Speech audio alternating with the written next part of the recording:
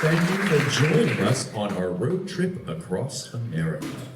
We'll be traveling from east to west, starting in New York City and ending in Hawthorne, California, home of the Beach Boys. Please rise for our national anthem.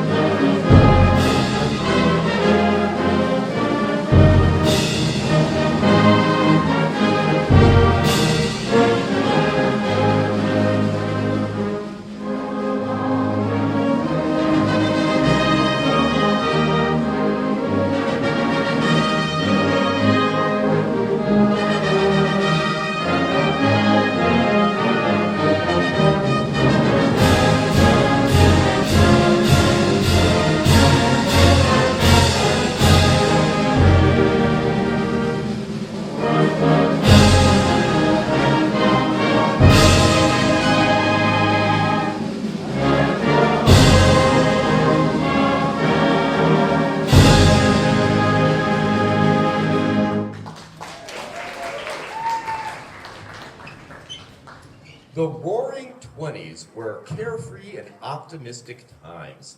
Inventions like the automobile, radio, and sound motion pictures contributed to the excitement in the days before the stock market crash of 1929. New York, 1927, is a three-part musical snapshot of this beautiful, colorful, and merry time. The opening of the piece depicts America's prosperous, carefree spirit. The middle section evokes the sultry mood of the nightclubs, while the ending portrays a busy, chaotic Manhattan street scene. Please buckle up as we begin our journey with Warren Barker's New York, 1927.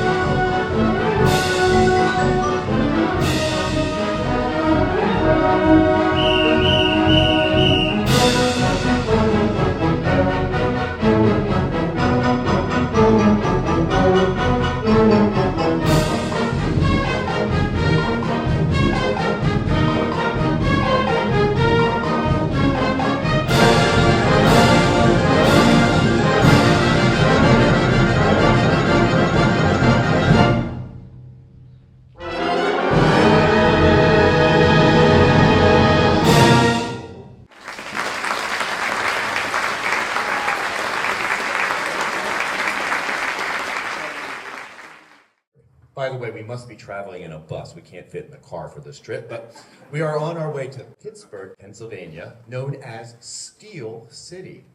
It is the second most populated city in Pennsylvania. The first steel mill in Pittsburgh was established in the 1880s and quickly became the heart of the American steel industry. By the 1950s, Pittsburgh was the largest steel-producing city in the world, producing more than half of the nation's steel. Recently, U.S. Steel has been in the news because a Japanese company is trying to purchase it. The deal has been blocked for national security reasons. We simply don't want them to steal it away. Here is Mark Waters' Forged in Fire.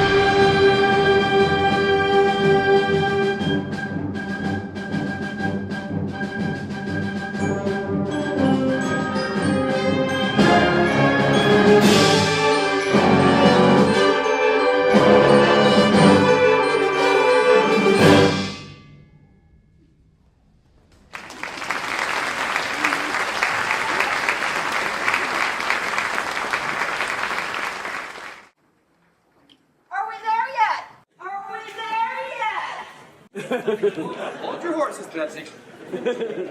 We just started this trip. What did the O say to the other O when meeting again? Oh, hi-o. In the Seneca language, Ohio means the Great River.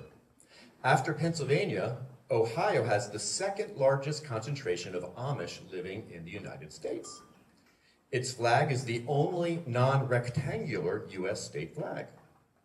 7 men born in Ohio became U.S. presidents. They are Grant, Hayes, Garfield, Harrison, McKinley, William Taft, and Warren Harding. Henry Fillmore's Men of Ohio March was composed in 1921 and was dedicated to President Warren Harding.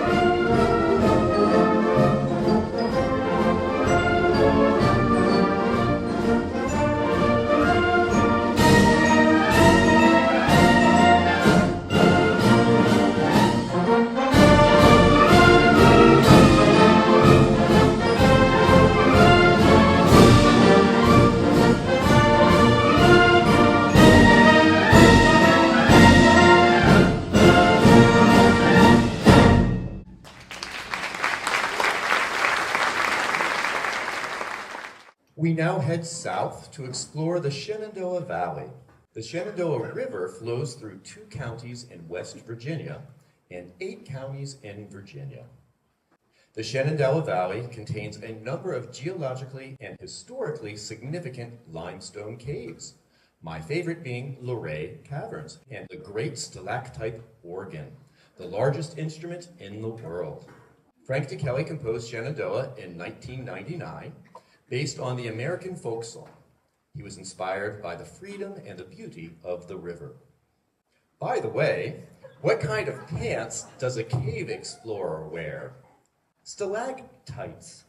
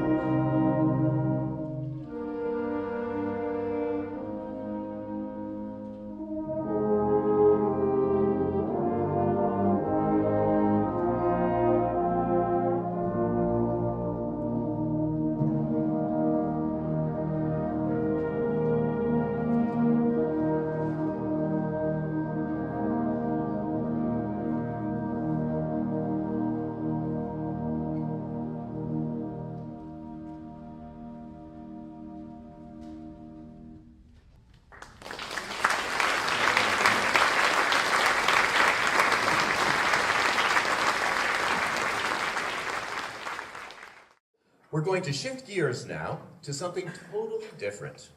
See the USA in Your Chevrolet is a commercial jingle from 1949 with lyrics and music by Leo Corday and Leon Carr. It became associated with Dinah Shore through Chevrolet's decade-long sponsorship of her television shows. Today, our stage will be graced by Brenda Heisler from our flute section. Come on up, Brenda. Enjoy her peppy singing and perhaps go out and buy a Chevrolet. Brenda, the showroom is yours.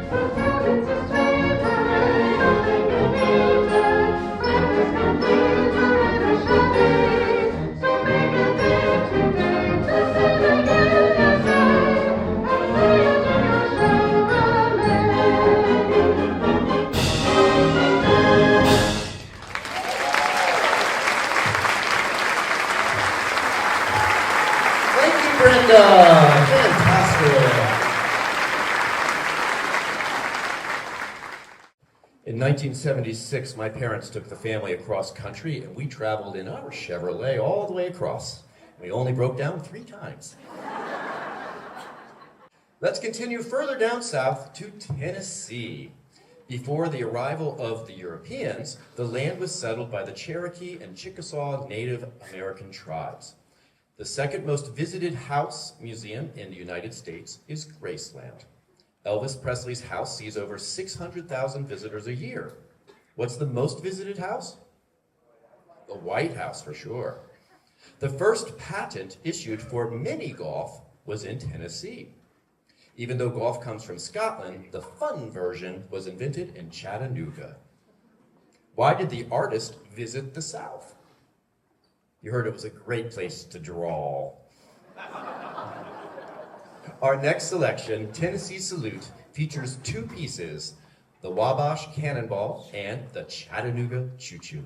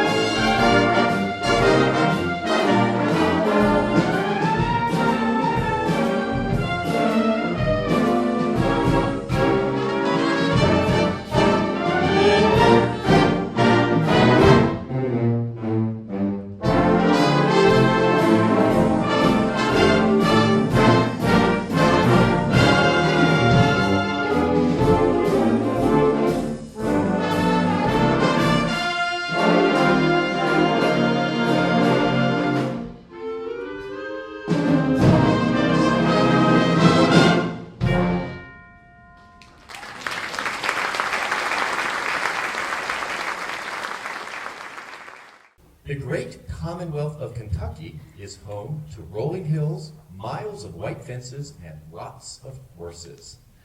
The Kentucky Derby is the oldest horse race in the world and is the first leg of the Triple Crown. Carl King dedicated Kentucky Sunrise to horse trainer Rhoda Royal and named it for a show horse in the famous Barnum and Bailey Circus. Lexington is home of Jif Peanut Butter, with the largest peanut butter production plant in the world. This may sound a little nutty, but this piece will be over in a jiffy. Here is Kentucky Sunrise.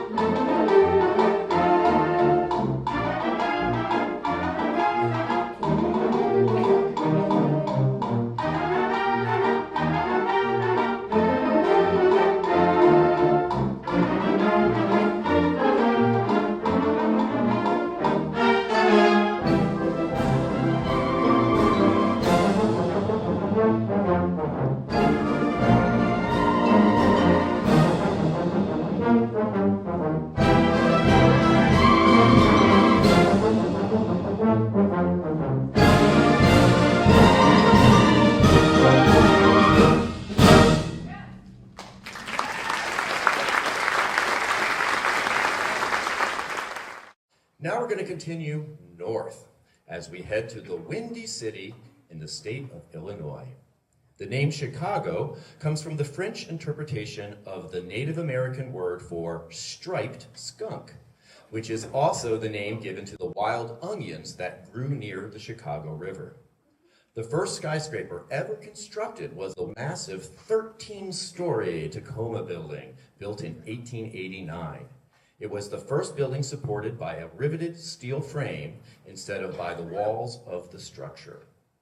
John Philip Sousa composed "The Belle of Chicago" as a salute to the ladies of Chicago, when it was harshly criticized by the men.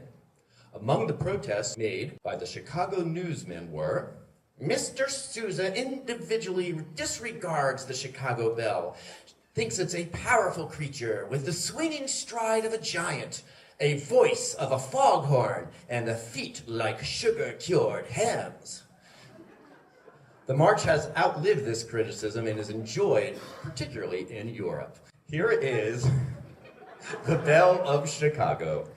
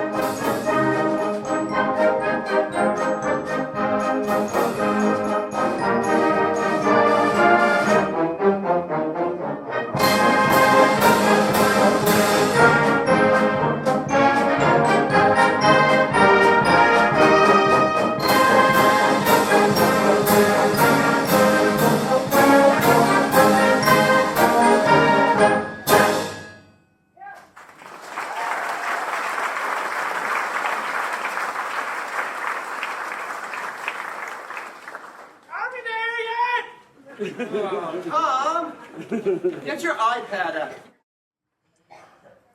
Due to its location on the Mississippi River, St. Louis played a pivotal role in westward expansion during the 19th century.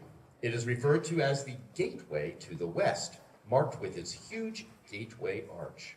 St. Louis was founded in 1764 and named in honor of King Louis IX, the only French monarch to be canonized as a saint. W.C. Handy composed the St. Louis Blues in 1914. It was one of the first blues songs to succeed as a pop song and remains a fundamental part of any jazz musician's repertoire. W.C. Handy is known as the father of the blues. Did you know that only one U.S. president has been born in Missouri? It's true, man. Harry Truman.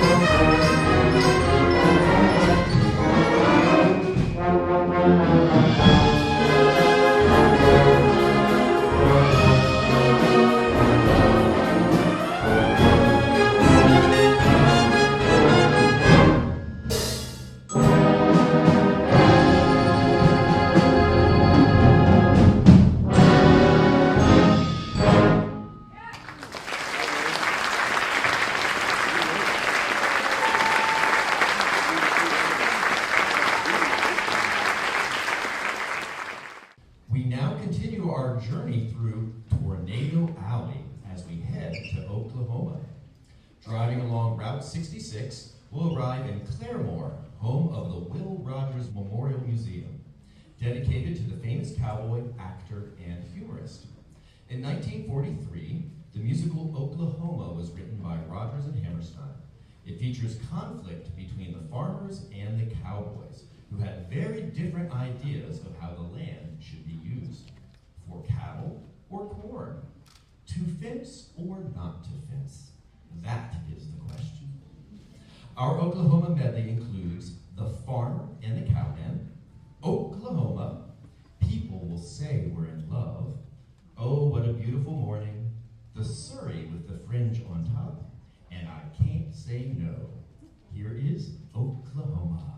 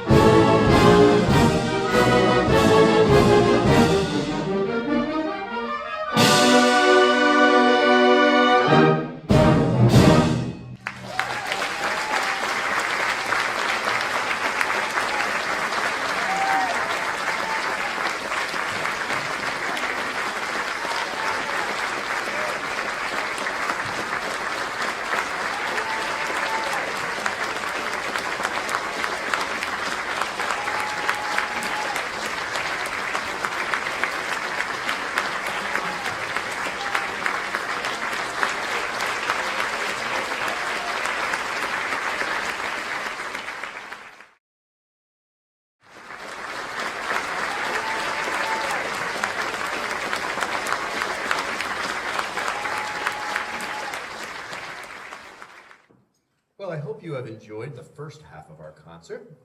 With all of the information you've heard, you're well on your way to becoming a Rhodes Scholar.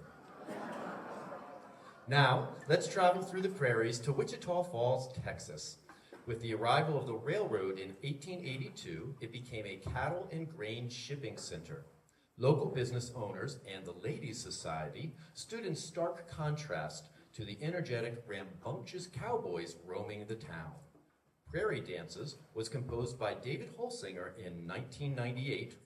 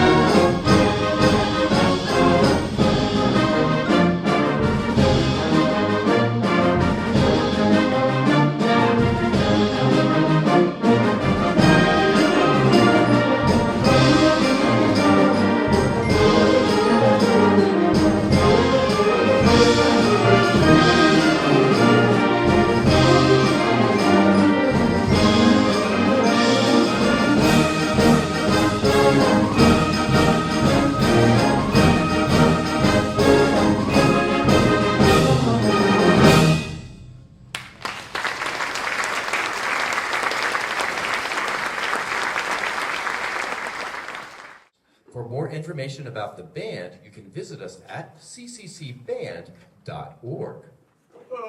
Are we there yet? Tony, just started the second half. Go to sleep. We're staying a little bit longer in Texas. It's a big state. Aaron Copland's ballet, Rodeo, is a celebration of the American West. With choreography by Agnes DeMille, the ballet was precedent-setting. The ballet takes place at Burnt Ranch, where a cowgirl finds herself competing with visiting city girls for the attention of the local cowboys. The final movement, Hoedown, begins with lots of energy, signaling the cowgirl's rebirth. She has put aside her cowpoke duds and reappeared as the prettiest girl in the room. We have a typical stand-up-and-cheer Hollywood Western ending, as the girl gets the guy. A hoedown is a type of American folk song or square dance in duple meter, most likely related to the jig, reel, or clog dance.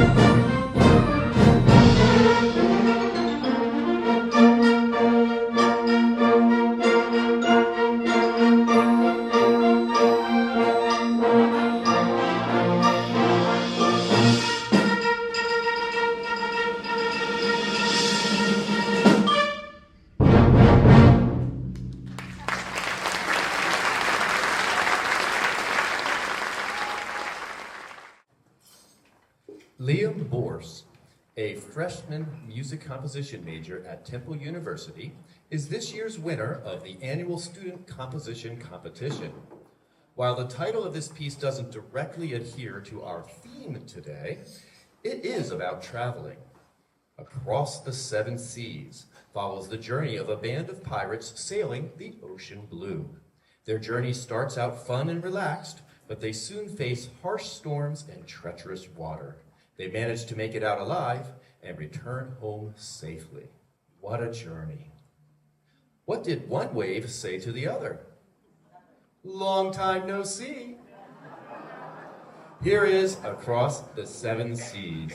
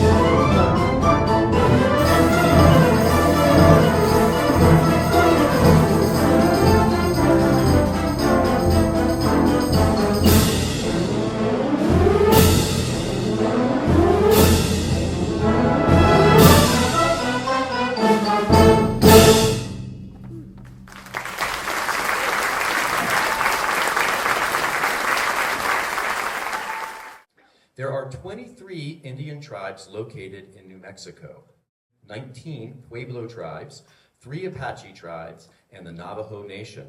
The historic Navajo, Apache, and Comanche peoples likely lived in the Albuquerque area. New Mexico March by John Philip Sousa was originally called the Queen of the Plateau. Much of the march is original, but Sousa also adapted several Spanish, Indian, and American songs of New Mexico, including the state song, "O Fair New Mexico."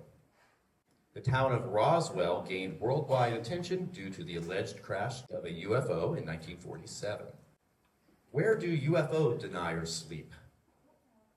In the bunk bed.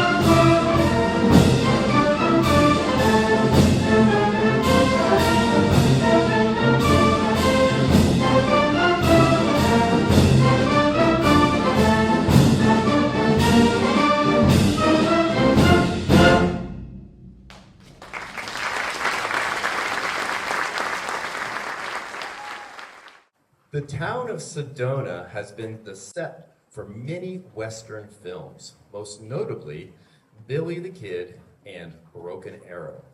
There are many natural dangers in the desert, including coyotes. Usually traveling solo or in small packs, they're generally not a threat to humans, or apparently to roadrunners. Stephen Reinecke, born in 1970, is the music director of the New York Pops. He composed Sedona in 2000. It is a wonderful piece, but I think it needs a little car horn, or at least the sound of a roadrunner. Beep, beep.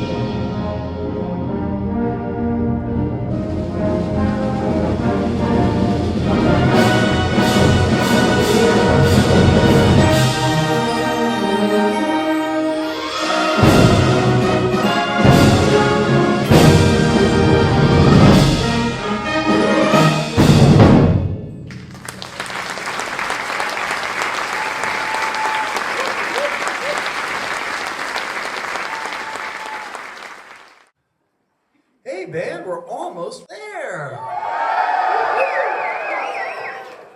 Hawthorne, California, here we come, home of the Beach Boys. In 1961, brothers Brian, Dennis, and Carl Wilson, their cousin Mike Love, and their friend Al Jardine formed the Beach Boys, distinguished by their vocal harmonies, adolescent lyrics, and musical ingenuity. They were one of the most influential and long-lasting acts of the rock era. Imagine if people referenced the Beach Boys more. Wouldn't it be nice?